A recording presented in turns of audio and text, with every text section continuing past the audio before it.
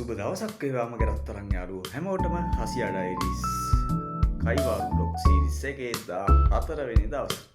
අද එනම් අපි කතා කරමු වැඩි කතා බහ.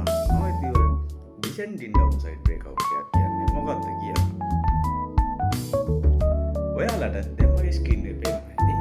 එහෙනම් අපි බලමු මේ descending downside breakout එකක් කියන්නේ මොකක්ද කියලා.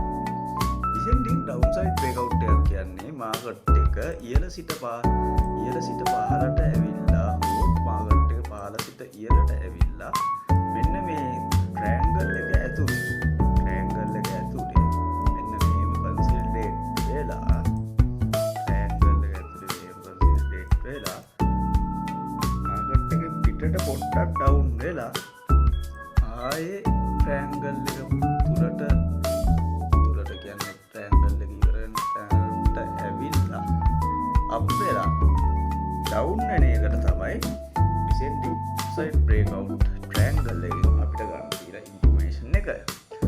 අපි එතකොට මෙතන මෙන්න මේම රීටෙස්ට් එකක් වෙනකම් බලාගෙන ඉඳලා තමයි අපි මෙන්න මෙතන රීටෙස්ට් එක කම්ප්ලීට් වුණාන් පස්සේ මෙන්න මෙතන මේ ඩොට් එක කියලා තැනින් අපි එන්ට්‍රි එක අරගන්න.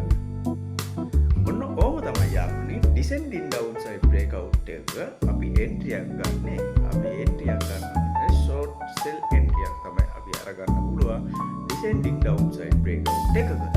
එහෙනම් මගේ යාළුවනේ පාර්ශ්වයෙන් දවසේ හෙට හම්බෙනතුරු රැඳිලා ඉන්න මාත් එක්කම ආසියා ඩයරිස් එකේ කයිවාරු බ්ලොග් සීරීස් එකත් එක්ක වැඩිදුර තොරතුරු දැන ගැනීමට කමෙන්ට් එකක් දාන්න. මගේ පන්තිය ගැන දැන ගැනීමටත් කමෙන්ට් එකක් දාන්න. එහෙනම්